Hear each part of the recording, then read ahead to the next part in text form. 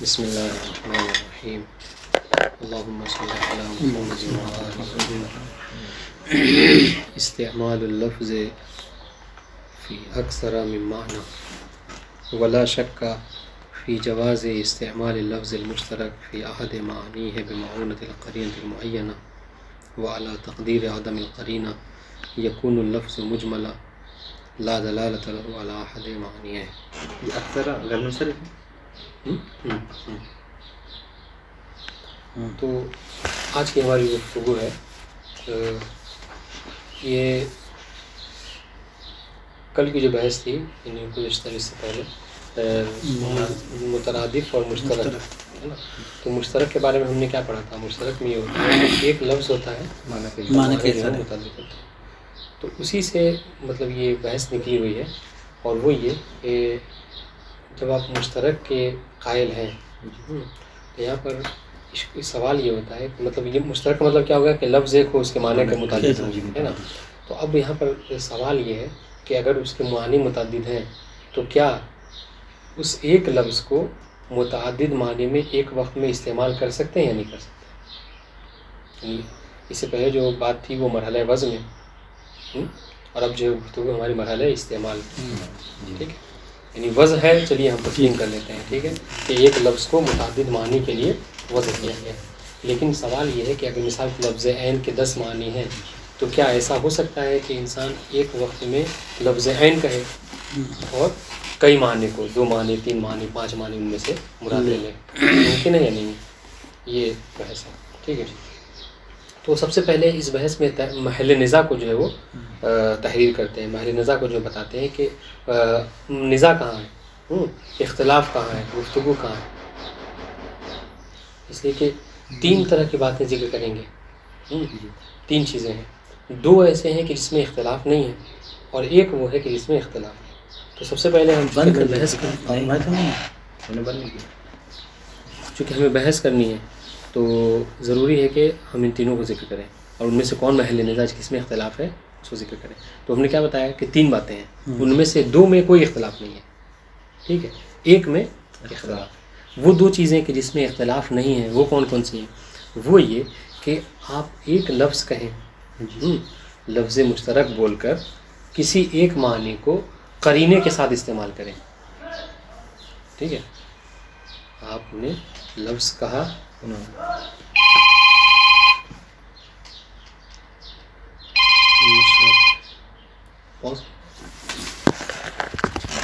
السلام علیکم. السلام بھائی. سمجھ رہے ہیں؟ تو 3 باتیں ہیں، ان میں سے ہم نے سب سے پہلی چیز جس میں کوئی اختلاف نہیں کوئی بحث نہیں ہے وہ کیا کہ آپ ایک لفظ کو لفظ مشترک کو کسی ایک معنی 10 معنی میں مثال کو اپنے فرض کیا کہ 10 معنی ہیں ان میں سے کسی ایک معنی میں آپ استعمال کر رہے ہیں لیکن مع القرینہ. ٹھیک ہے، رأیت عینا باکیۃ، میں نے ایسے عین کو دیکھا کہ جو بکا کر گئی رونے میں. تب یہاں پہ آپ کو کیا سمجھ میں آ گیا کہ یہاں پہ عین سے مراد ہے. تو آپ یہاں پہ قرینہ باقیہ کا قرینہ آپ نے استعمال کیا تو کہہ رہے ہیں قرینے کے ساتھ کسی ایک معنی میں استعمال کرنا اس میں کوئی اختلاف نہیں. ٹھیک ہے. دوسری بات جس میں بھی اختلاف نہیں ہے وہ کیا کہ اس لفظ مشترک کو بول کر آپ مجموع بما ہوا مجموع جتنے معنی ہیں ٹھیک ہے ان سب میں استعمال کر لیجیے کو. کہہ رہے اس میں بھی کوئی اختلاف نہیں ہے. جس میں تھا تو 10 معنی ہیں اس کے، ہم نے کہا کہ میں لفظ عین کہہ رہا ہوں اور اس کے جتنے معنی ہیں سب کو جو ہے وہ فرض کر رہا ہوں مجموع بما مجموع. کہہ رہے اس میں بھی کوئی اختلاف نہیں ہے چونکہ وہ سامنے والا ہی تو ابھی ہم نے تسلیم کیا ہے کہ مشترک جو وضع کیے گئے ہیں لغت میں مشترک وجود رکھتے ہیں.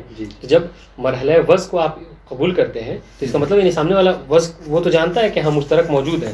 جب مشترک ہے اس کے 10 معنی مثلا تم نے کہا کہ ہم 200 معنی مراد لے کر کوئی مسئلہ نہیں ہے.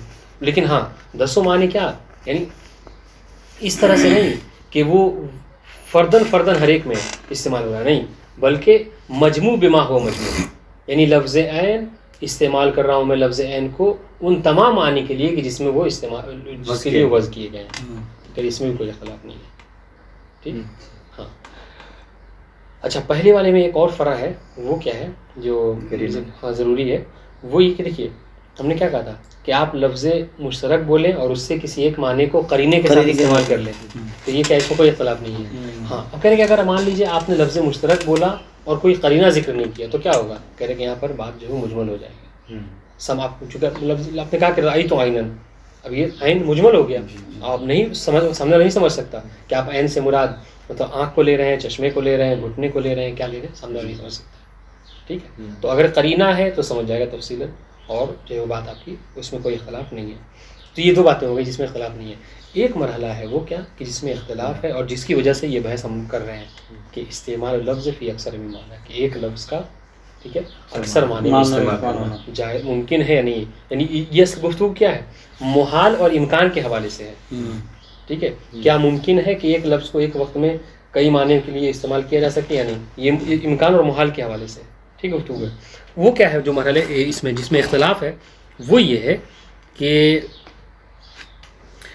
ایک لفظ کو آپ ایک وقت میں کئی معنی اس سے مراد لیں اور اس حیثیت سے کہ بس اسی ایک لفظ سے تمام نہیں وہ کئی معنی جو آپ مراد لینا چاہ رہے ہیں وہ سب کے سب جو ہیں کیا بیک وقت مراد ہوں. سمجھ رہے ہیں؟ جیسے آپ لفظ عین بولیں اور لفظ عین سے ایک ہی وقت میں ایک ہی جہت سے کیا ہو، مثلا عین باقیہ بھی مراد ہو، ٹھیک ہے، عین نابیہ بھی مراد ہو، اور اس کے علاوہ بھی جو عین ہے مثلا ہاں وہ مراد ہو. کہہ رہے یہ ممکن ہے یا نہیں ہے؟ مصنف یہ کہہ رہے ہیں کہ اس میں اختلاف ہے. ہم اور تمام اقوال کو ذکر کرنا مراد نہیں ہے. جو ہم نے اختیار کیا ہے وہ یہ ہے کہ یہ چیز محال ہے، ممکن نہیں ہے کہ انسان ایک وقت میں ایک ہی جہت سے ایک لفظ کے کئی معنی کو مراد لے لے. ٹھیک ہے، تو دیکھیے تو دوسرے والے بھی وہی ہو گیا نہیں، یہی تو میں کہنا غور کرنے والی بات ہے. دوسرے والے میں کیا کہا تھا ہم نے؟ کہا تھا دوسرے والے میں مجموع بما ہو مجموع. اب اس کے لیے ضرور چونکہ بحث بعد میں آنے والی ہے، مجموعی کسے کہتے ہیں؟ کل تمام چیزیں تمام. جیسے آپ ہم نے کہا کیا اعتقاد الائمہ، آپ ائمہ کا اعتقاد رکھیں، تو ہم جو کہتے ہیں ائمہ معصومین کہتے ہیں، یہ کس حوالے سے کہتے ہیں؟ یہ مجموع بما ہو مجموع. یعنی کیا مطلب؟ یعنی یہ کہ ان میں سے کسی ایک کو بھی آپ ترک نہیں کر سکتے. ایک کا انکار سب کا انکار ہے. سمجھ رہے ہیں؟ تو یہ کہا گیا کہ لفظ مشترک کے جتنے معنی ہیں کہہ رہے ہم سب کو مراد لے رہے ہیں. تو اس میں کوئی حرج نہیں، کوئی مشکل نہیں. لیکن یہ کہ ان میں سے ان 10 میں سے مثال طور پر 5 کو مراد لے رہے ہیں اور 5 کو نہیں لے رہے ہیں. ٹھیک ہے، اور ان 5 کو مراد کس اعتبار سے لے رہے ہیں؟ اس اعتبار سے لے رہے ہیں کہ ایک وقت میں 5 اس کے مراد ہوں. ٹھیک ہے، تو یہ 5 کون سے مراد ہوں گے؟ یہ چیز جو ہے وہ محال ہے، ممکن نہیں ہے. مصنف کہہ رہے کہ ہم نے یہ اختیار کیا کہ یہ چیز ممکن نہیں ہے. ٹھیک واضح انشاءاللہ. ہاں اب دلیل سنیے مصنف کی دلیل کیا ہے، کیوں ہم اس کے محال کہہ رہے ہیں، ہم اس کے قائل نہیں ہیں کہ انسان ایک وقت میں کئی معنی میں ایک لفظ کو استعمال کرے. اس کی دلیل غور کیجیے گا. مصنف کہہ رہے کہ ہمارے پاس 4 طرح کے وجود ہیں. ایک ہے وجود ذہنی، آسان سی بات ہے، وہ ذہنی جس کا وجود جو کیا ہے ذہن. ٹھیک ہے. دوسرا ہے وجود خارجی، ہاں. تیسرا وجود کتبی، ٹھیک ہے، اور چوتھا جو ہے وجود لفظی. ٹھیک ہے، 4 چیزیں. ہم کہتے ہیں کہ ان میں سے ان چاروں میں سے جو شروع کی 2 ہیں وہ وجود حقیقی کہلاتی ہیں. ہاں، وجود ذہنی اور وجود خارجی، ان دونوں کو ہم کیا کہتے ہیں؟ وجود حقیقی، یعنی حقیقتاً ان کا وجود ہے. ٹھیک ہے جی. ہاں، ذہنی اور خارجی کا. اور اس کے علاوہ جو 2 ہیں کتبی اور لفظی، کہ یہ وجود حقیقی نہیں، یہاں پہ یعنی وجود انتزاعی ہیں، وجود جعلی اور اعتباری ہیں. اعتبار معتبر نے اس کو جعل کیا ہے. ٹھیک ہے، تو اب یہ جو کہہ رہے ہیں نا کہ تو یہ ایک بات ہو گئی. ٹھیک ہے کہ وجود یہ جو 2 وجود ہیں، وجود لفظی اور وجود کتبی، یہ وجود تنزیلی ہیں، اعتباری ہیں اور جعلی ہیں. ٹھیک ہے، یہ ایک مسئلہ. اب اس کے بعد تو کیا کہنے کا مطلب کیا؟ اور یہ جو ہم مطلب اور ہماری جو گفتگو کس میں، ان چاروں میں سے کس وجود میں ہے؟ استعمال لفظ فی اکثر من معنی، ان کس میں آپ اس کو داخل کریں گے؟ 4 وجود بتائے ابھی، ہے نا؟ ذہنی ہے، حقیقی ہے، پہلے کے 2 حقیقی میں کریں گے. حقیقی میں کریں گے. کیوں خارجی میں کیوں؟ کیونکہ اگر کوئی چیز بتا رہا ہے، سمجھا رہا ہے، استعمال کر رہا ہے، تو نہ تو کتبی اور لفظی نہیں، اس کو مصداق کے تو لفظ تو بول تو رہا ہے، وجود لفظی ہے. یہ آپ تو بول ہی کہ نہ لفظ کو سمجھا رہے ہیں. آپ نے کہا کہ رأیت عینن، تو یہ تو آپ نے وہی کہا، ادا کیا. یہ کتاب میں آپ نے دیکھا ہوا کہیں پہ لکھا ہوا. تو یہ ان دونوں میں سے ہے، یعنی جو وجود تنزیلی اور جعلی ہیں، یہ وجود حقیقی میں سے نہیں ہے. بات واضح؟ ہاں، اس کے ذریعے سے آپ کے ذہن میں تصور آ جاتا ہے، یہ ایک الگ سی بات ہے. لیکن یہ ہے وجود لفظی میں سے. لیکن جب خارج میں وہ بھی تو آئے گا نا، خارج میں بھی تو آئے گا. رہی تو آئین میں خارج میں آئین دیکھا، تو آپ بولنے کے ذریعے خارج میں آ گئے نا. دیکھ خارج میں ہونے کا کیا مطلب ہے؟ خارج میں ہونے کا پھر آپ لفظ کا سہارا نہ لیجیے. لیکن ہماری گفتگو مرحلے مطلب آپ کو مشترک ہو یا مترادف ہو، یہ سب کس کی قسمیں ہیں؟ الفاظ کی قسمیں ہیں. جی واضح. اور یہ استعمال لفظ فی اکثر معنی یہ کس کی فرع ہے؟ یہ مشترک کی فرع ہے. تو یہ ساری باتیں ہمارے مباحث الفاظ میں سے سمجھ لیجیے ہے نا. تو یہ لفظ ہے. آپ جو وجود خارجی کہیں، وجود خارجی کب کہلائے گا؟ وجود خارجی مجرد عن لفظ، یعنی وہاں پہ لفظ نہیں ہونا ہوگا پھر، سمجھ رہے ہیں. لیکن ہماری گفتگو لفظ مشترک الفاظ میں ہو رہی ہے. بہرحال تو یہ وجود لفظی میں سے. وجود لفظی میں کیا ہوتا ہے؟ ہم نے کیا کہا کہ یہ حقیقی وجود نہیں ہے، یہ جعلی اور تنزیلی وجود ہے. ٹھیک ہے. تو اس میں کیا ہوتا ہے؟ اس میں کہتے ہیں کہ اس کا جو حال ہے، اس کا حال یہاں پہ گویا کہ اس ایک ہی وجود ہے. لفظ اور معنی میں کہتے ہیں کہ وجود ایک ہی ہے. ٹھیک ہے. اور وہ وجود کس کا ہے؟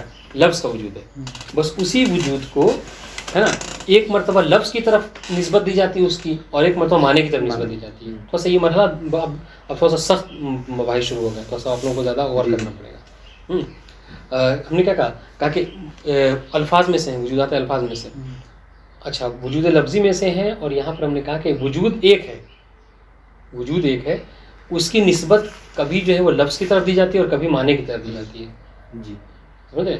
لفظ کی طرف جو دی جاتی ہے وہ اولاً و بالذات دی جاتی ہے، اور معنی کی طرف جو دی جاتی ہے وہ ثانیاً و باللفظ دی جاتی ہے. جیسے آسان مثال میں سمجھانے کے لیے، جیسے دیکھا جائے تو پانی پہ جو کشتی چلتی ہے نا، اس میں جو حرکت ہے، حرکت کی نسبت جو ہے، آپ حرکت ایک ہی ہے، لیکن اس ایک حرکت کو کبھی آپ سفینے کی طرف دیتے ہیں اور کبھی جو ہے وہ جالس جو اس کو بیٹھا ہوا ہے. تو دو حرکت تو نہیں ہے، ایک ہی ہے نا. یا بس میں آپ بیٹھتے ہیں، بس حرکت کر رہی ہے، آپ کہتے ہیں کہ میں چل رہا ہوں، تو یہ حرکت ایک ہے، جبکہ حقیقت میں بس چل رہی ہے. تو یہ کہتے ہیں کہ تو یہ چلنے کی نسبت ہے یا حرکت کی نسبت جو ہے وہ سفینے کی طرف یہ اولاً و بالذات ہے، اور جو جالس اس کی طرف ثانیاً وہ بالعرض ہے. تو یہیں پہ جو وجود ہے اس کی نسبت لفظ کی طرف جو ہے کیا ہے؟ اولاً و بالذات ہے، اور لفظ کے ذریعے سے جو ہے معنی وجود ذہن میں آ رہا ہے. ٹھیک ہے. اس کو ہم ثانیاً و بالعرض کہیں گے. تو یہ ایک مطلب استعمال کا ایک طریقہ بتایا گیا. ٹھیک ہے. تو اب جو انہوں نے کہا کہ دیکھیے تو یہاں پر کیا کہہ رہے ہیں کہ یہاں پر ایک وجود ہے، کئی وجود ہمارے پاس نہیں ہے. یہ بات ہو گئی. ٹھیک ہے. تو اب جب ہمارے پاس کئی وجود نہیں ہے، وجود ایک ہی ہے، تو پھر کیسے ممکن ہے؟ دیکھیے جو ہمارا اصل بحث میں آ رہے ہیں استعمال اس وقت میں مانا، جب ایک وجود ہے تو پھر یہ کیسے ممکن ہے کہ ایک لفظ کو ایک وقت میں آپ کئی معنی کے لیے استعمال کر سکتے ہیں؟ اس کی دلیل ایک اور مثال سے انہوں نے دی ہے. آپ کہہ رہے ہیں کہ لفظ اور معنی کی نسبت کو اگر سمجھنا ہے تو آپ صورت یعنی چہرہ اور جو ہے وہ آئینے کو سمجھیے. بالکل جو نسبت اور جو مثال چہرے آئینے کے بنسبت چہرے کا ہے، وہی جو ہے کیا ہے لفظ اور معنی کا ہے. کیا مطلب؟ یعنی یہ کہ انسان جو کیا کرتا ہے چہرے میں اپنے آئینے میں اپنے چہرے کو دیکھتا ہے. جی ٹھیک ہے. تو آئینہ کیا ہے؟ لفظ کی مانند ہے. ٹھیک ہے. اور چہرہ جو ہے کیا ہے؟ معنی کی مانند ہے. ٹھیک ہے. تو آئینے میں ہم کیا کہتے ہیں؟ مصنف کہہ رہے ہیں کہ اگر آپ آئینے کو یعنی اتنا بڑا آئینہ ہو کہ بس جس ہوتا ہے چھوٹا سا آئینہ ہوتا ہے، اس میں صرف آپ کی صورت نظر آ سکے، ایسے کہ اگر آپ اس کو قریب کر کے دیکھیں تو بس وہ اس پورا آئینہ جو بھر جائے، ہے نا، خارج سے کوئی چیز نہ دکھائی دے. تو سمجھیے کہ کیوں کہہ رہے ہیں کہ اکثر میں معنی صحیح نہیں ہے. تو کہہ رہے ہیں کہ جس طریقے سے آئینے میں اگر آئینہ اتنا ایسا ہے کہ جس میں آپ کا چہرہ آئے تو چہرہ جو آئینہ پر ہو جائے، تو مصنف کیا کہہ رہے ہیں کہ جس طریقے سے آئینے میں جب آپ نظر کرتے ہیں اور آئینہ ایسا ہے کہ وہ آپ کے چہرے کی وجہ سے آئینہ بھر جائے، تو اس میں کیا ہوتا ہے؟ پھر کوئی دوسری چیز اس میں دکھائی دیتی ہے؟ نہیں دکھائی دیتی ہے. تو مصنف مراد سے وہی دوسرا نظر نہیں ہے. تو مصنف کہنا یہی بات، یہی حال جس طریقے سے اگر آپ آئینے میں اپنے چہرے کو دیکھتے ہیں تو کوئی اور چیز اور صورت جو ہے ایک وقت میں نظر نہیں آ سکتی. ہاں ہم اپنے چہرے کو ہٹا لیں، وہاں پہ کتاب رکھ دیں تو ٹھیک ہے، وہ کتابی صورت آ جائے گی. لیکن ایک وقت میں اگر ہم چاہیں کہ مطلب آئینے کو سامنے رکھ کے اپنا چہرہ بھی دیکھیں اور کچھ اور دیکھیں تو ایک وقت میں دونوں نہیں نظر آ سکتے. بات واضح یا نہیں ہے؟ مصنف کا یہی حال جو لفظ اور معنی کے درمیان میں ہے. ایک وقت کتابیں پڑھیں تو ایک لفظ میں ہم کیا کہتے ہیں، آپ ایک وقت میں آپ ایک لفظ سے کئی معنی کو آپ مراد جو ہے وہ نہیں لے سکتے. اس لیے اور یہی نہیں، اکثر کتابوں میں لفظ اور معنی کی جو مثال دی جاتی ہے وہی میرا آئینے ہی کے ذریعے سے دی جاتی ہے. کیوں؟ اچھا کیوں؟ اس کی بھی بہت لطیف بات ہے. کیوں اس سے دیا؟ کیوں؟ اس لیے کہ ٹھیک ہے آپ آئینے میں اپنے چہرے کو دیکھتے ہیں, ٹھیک ہے, اور اصل جو وجود ہوتا ہے وہ وجود آئینے کا ہی ہوتا ہے, لیکن چہرہ آپ کا اتنا اہم ہوتا ہے کہ آئینہ پھر جب آپ دیکھتے ہیں تو پھر آپ آئینے کو نظر نہیں کرتے, بلکہ تمام توجہ آپ کی جو کیا ہوتی ہے چہرے پہ ہوتی ہے. وہی حال معنی میں, معنی اتنا مہم ہوتا ہے کہ لفظ جو ہے وہ فنا ہو جاتا ہے, لفظ فانی پھر معنی ہو جاتا ہے, جس طریقے سے مرآت فانی پھر صورہ ہو جاتا ہے. واضح ہے؟ تو اس لیے مصنف کہہ رہے ہیں کہ ایک وقت میں ایک لفظ سے کئی معنی کو مراد نہیں لیا جا سکتا. ٹھیک ہے,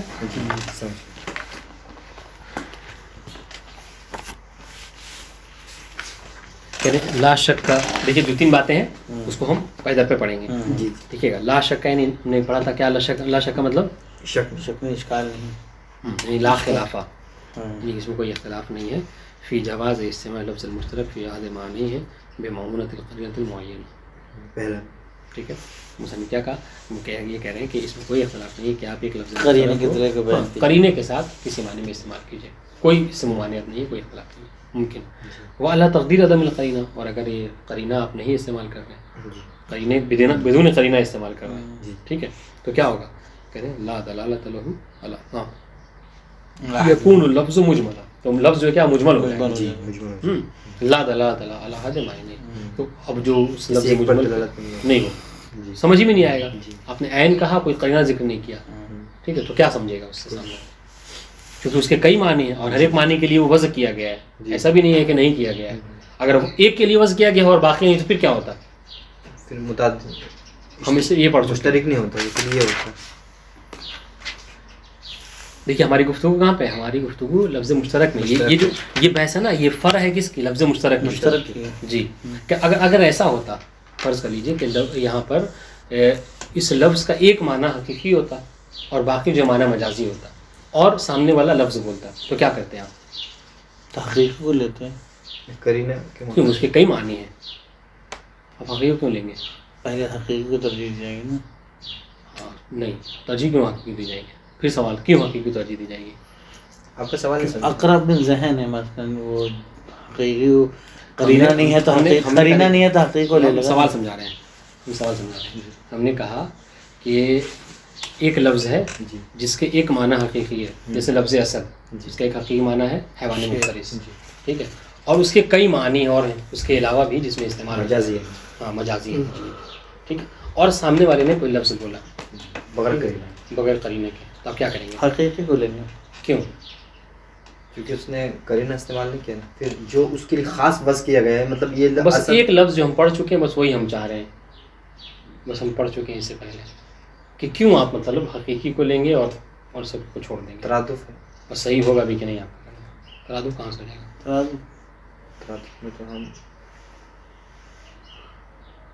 اب اس سے پہلے والی بات ہم نے پڑھی ہے, بنا عقلہ کی وجہ اصالت الحقیقہ کی وجہ سے. اصالت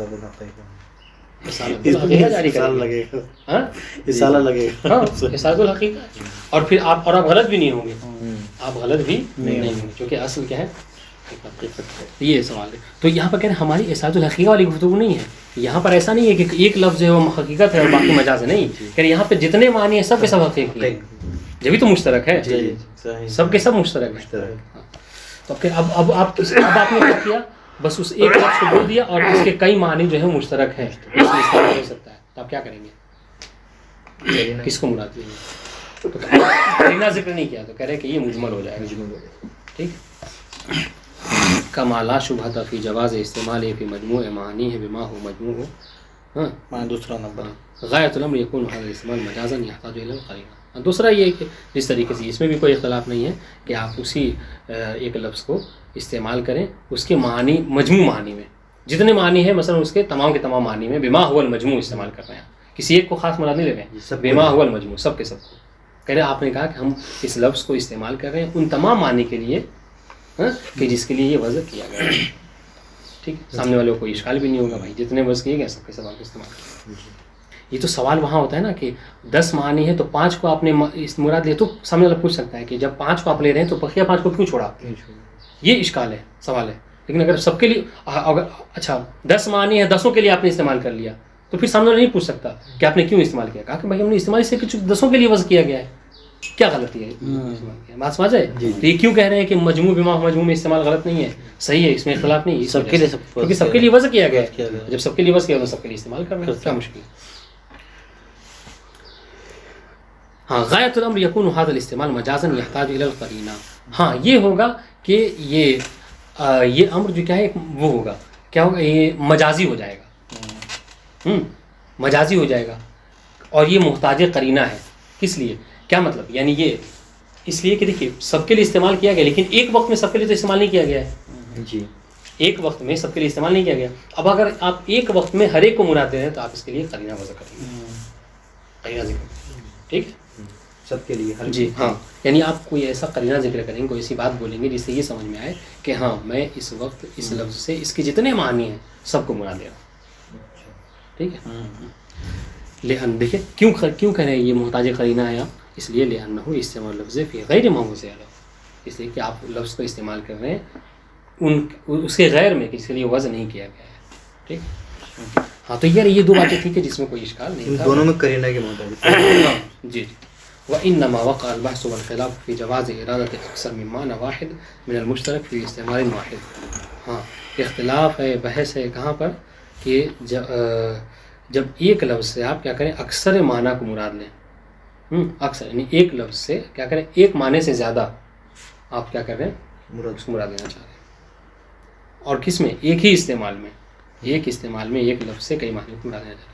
اس حیثیت سے الا ان یکون کل من المعانی مرادا من اللفظ علیحدہ, کہ اس لفظ سے ہر معنی جو کیا علیحدہ علیحدہ مراد ہو. دیکھیے دونوں میں فرق ہو گیا.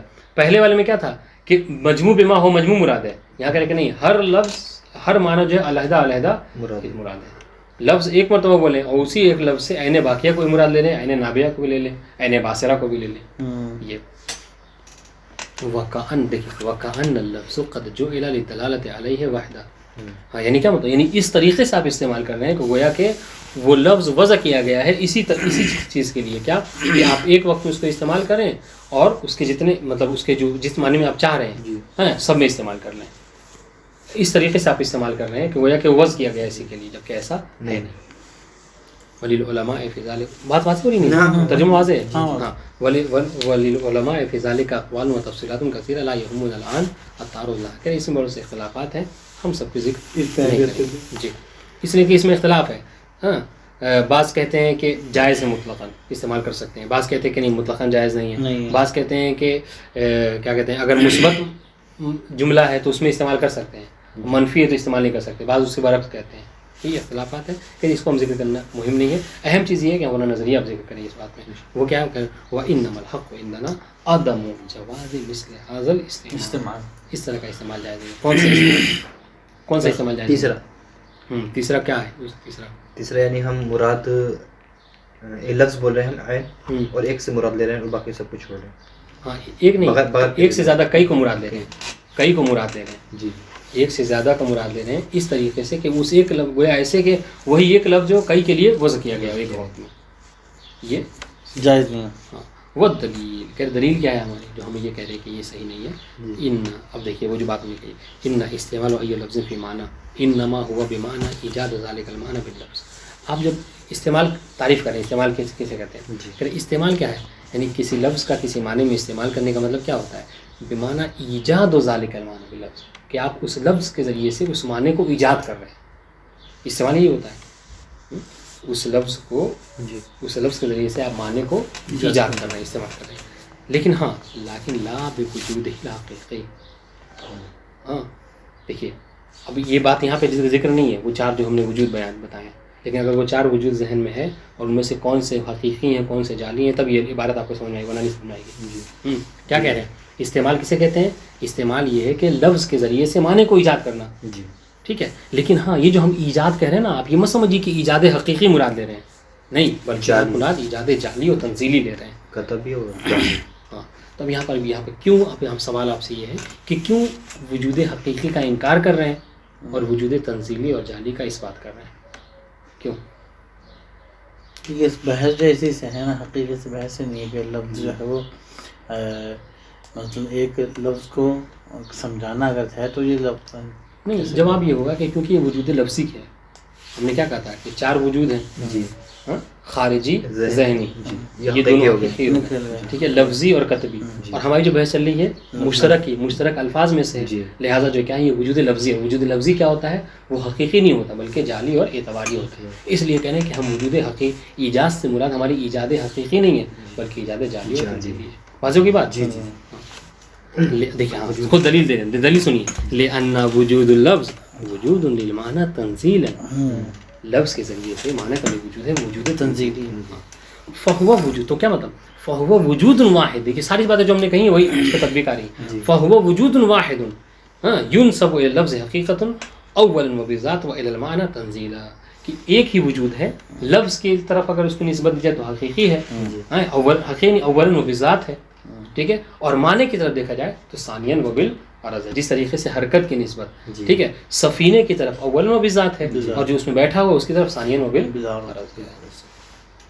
فإذا أوجد المتكلم اللفظ لأجل استعماله في المعنى بس اگر متکلم جو ہے وہ لفظ کو ایجاد کرے ٹھیک ہے کوئی لفظ بولے مثلا ٹھیک ہے کس لیے کہہ رہے معنی میں استعمال کرنے کسی لفظ کو معنی میں استعمال کرے مثلا یہ اس کا ترجمہ سمجھ لیجیے ٹھیک ہے فكأنما أوجد المعنى.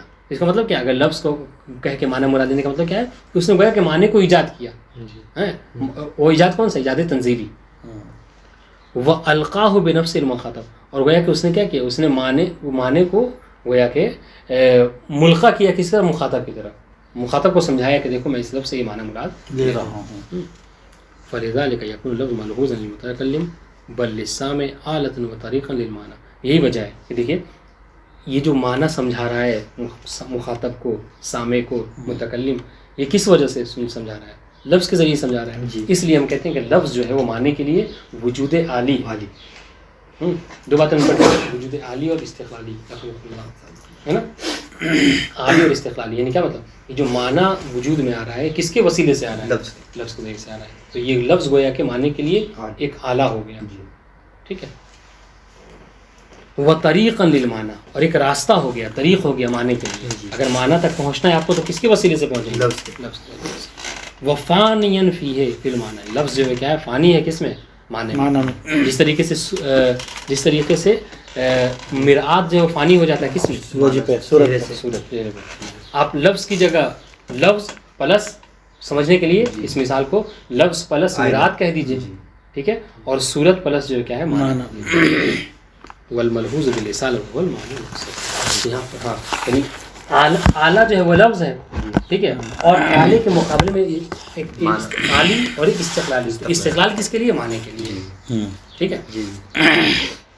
اور کہہ رہے کہ اگر آپ کو اب تک یہ بات نہیں سمجھ میں آئی جو لفظ اور معنی سے ہم سمجھانا چاہ رہے ہیں تو آپ اس کو ایک دوسری مثال سمجھیے. وہ مثال جو ہم نے دی ہے وہ کیا ہاں نظیر صورت فی المرآۃ جیسے چہرہ جو آئینے میں ہوتا ہے کیا ہوتا ہے فإن الصورۃ موجودۃ بوجود المرآۃ کہ آپ جو چہرہ جو ہے وہ آئینے میں ہوتا ہے یہ کیا اپنے سے آ جاتا ہے نہیں.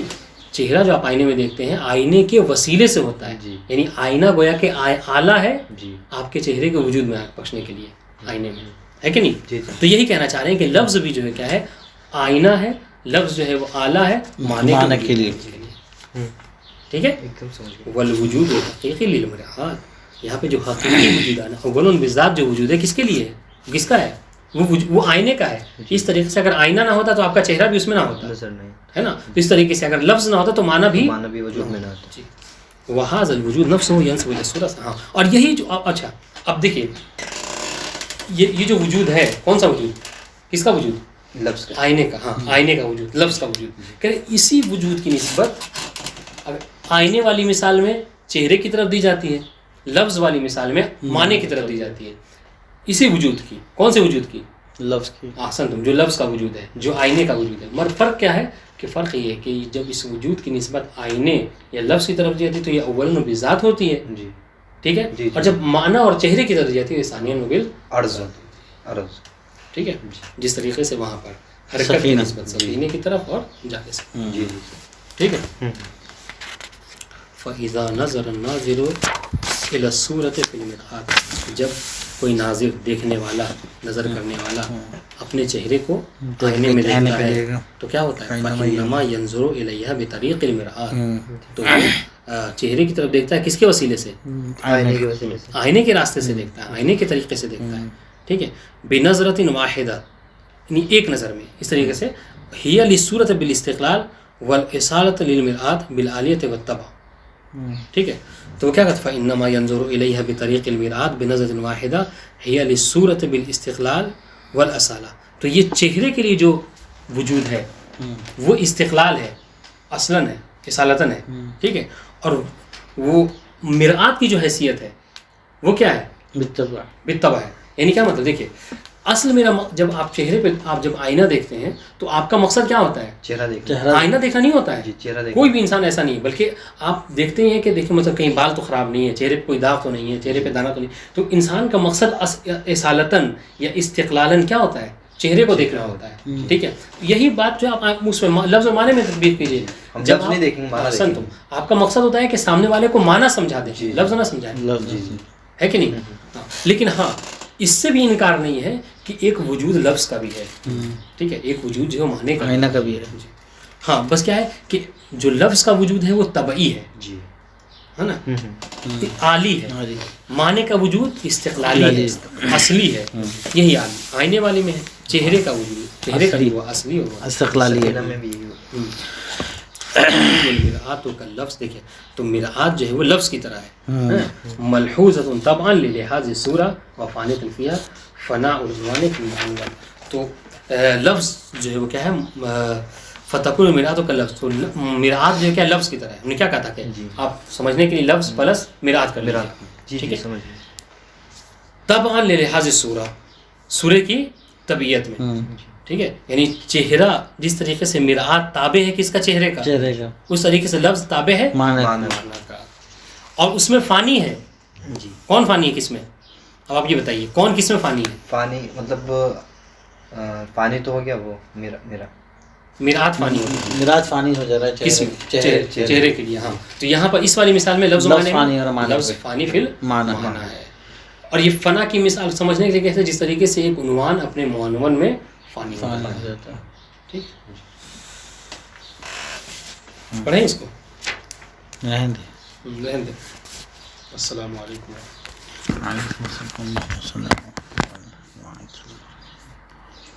اب آگے بھی ویسے کچھ